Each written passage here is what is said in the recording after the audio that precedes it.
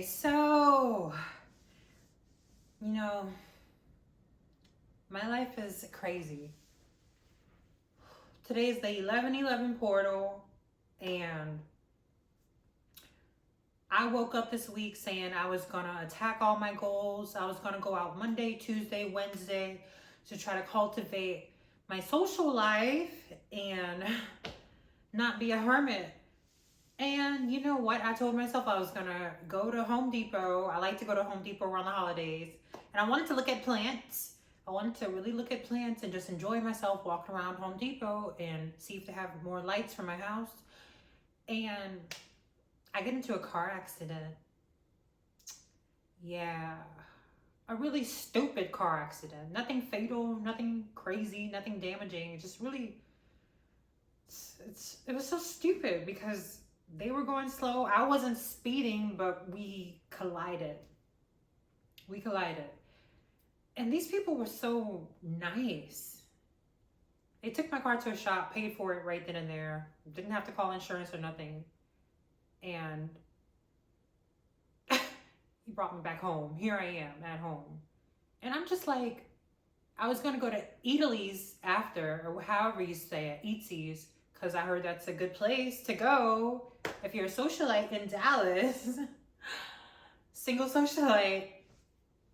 And you know what's crazy? It's like every time I try to force myself to do something, it's like the universe or God.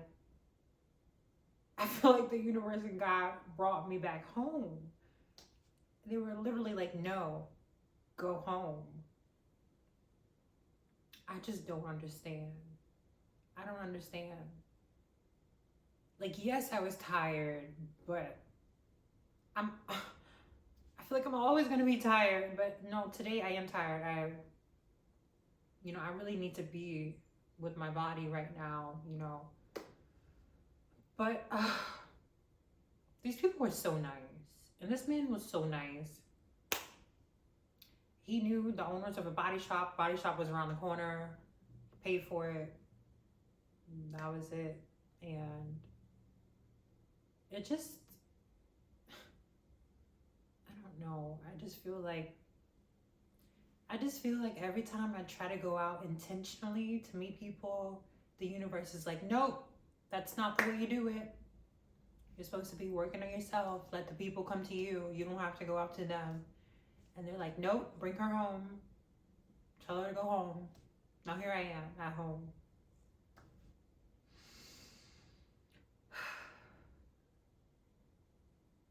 And it's crazy because I feel like when I don't follow my intuition or the way my body feels, I get great consequences after that.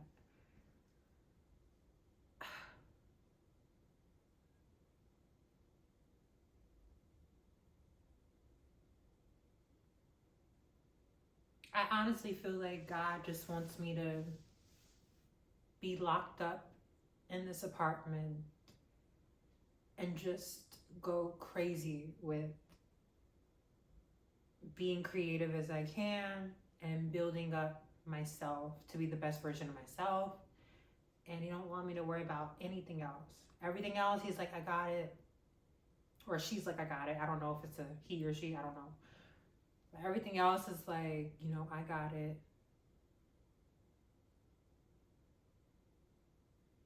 They're just like, focus on you. And I don't know. I don't know. My life is so bizarre, y'all.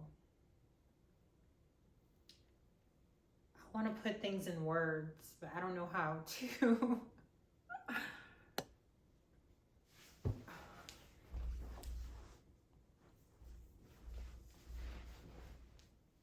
And today was a great day. Like, work was like smooth sailing, no drama.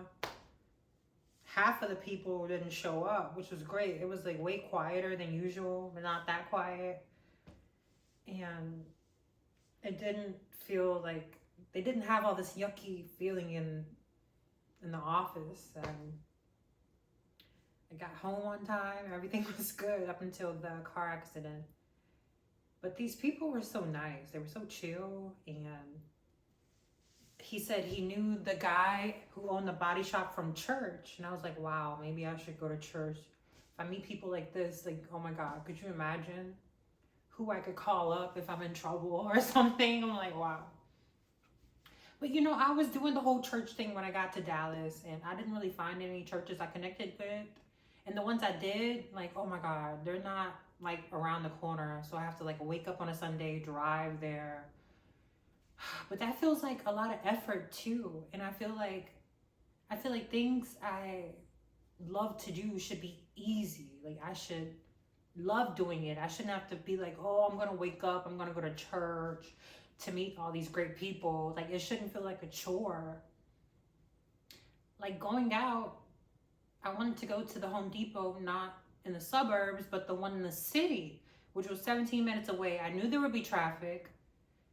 And it's crazy because right before the car accident, I was like, be careful. I was like, be careful. And then I was like, okay, looks like the coast is clear. And then this car just, I hit my brakes and then boom, we clashed. Wasn't a big clash, but I don't know. I don't know. Car's supposed to be ready tomorrow. The guy who brought me home is really nice. He's a handyman. He works with his hands, concrete stuff. Has a nice daughter.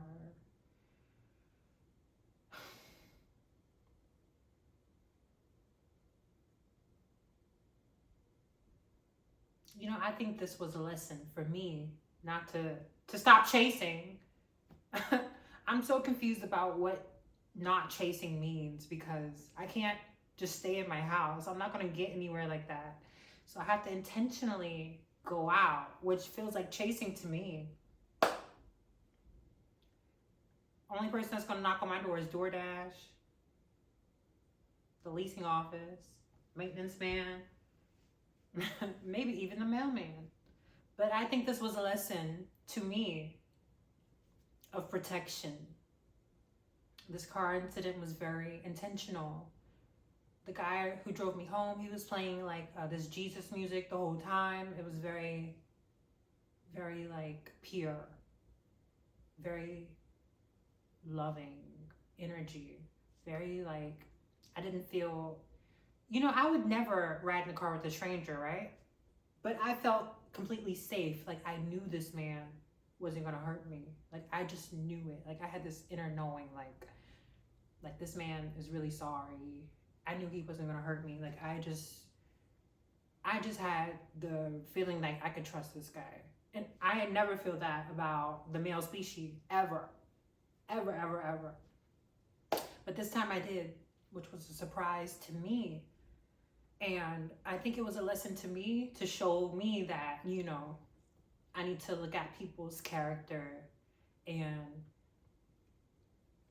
not just be looking for the ones who have millions of dollars, who can put me in a yacht or a Porsche and have me riding around Monaco looking gorgeous. So, don't worry, I'm not going to fall in love with a carpenter. But, you know, I do think it was a lesson to kind of level out my thinking when it comes to being average. I mean, I'm average. I come from an average background. I'm a little bit above average, but not, I'm still like average. So I think it was teaching me a lesson that, you know, people with the purest hearts aren't always going to be the richest, which is what I strive for. Rich, luxury, beauty. I'm not saying there aren't people out there who are not, you know, rich and have a good heart at the same time. It's definitely possible. But I think there's not enough people like that. And I think it was a lesson to me from the universe and God that I can be one of those people who have wealth, temperament, and a peace of mind, and compassion and empathy. And I can model that example for others. Because during the car incident, you know, we're talking and trying to get it together. They were like, oh my God, thank you for not being like crazy and keeping calm. I was like, yeah, you know, things happen. I'm very upset, scared, anxious, worried, but all I can do is just breathe and go with the flow. I'm still kind of shaken up, kind of not. I don't know. I'm used to, I've been in situations like this before, so kind of shocked, kind of numb. I don't know. But yeah, I think this was a lesson for me to stay my ass home and work on myself until I'm rich, and not to leave the house until I'm rich and creative and everything else I wanted to be, and to not focus so hard on money, and also keeping that balance between being compassionate, having empathy, and being rich, because I know I'll eventually get there, but I still have to keep my heart and just the general love for humanity that I have, because I did give up on humanity at one point, but people keep surprising me, and it's it's just so refreshing, because I did think that there were more like narcissistic people than good people, but I meet people that show me that that's not true, and that made me like really, I don't know, it just surprised me and it shocked me, and it made me really thankful to still be here in this world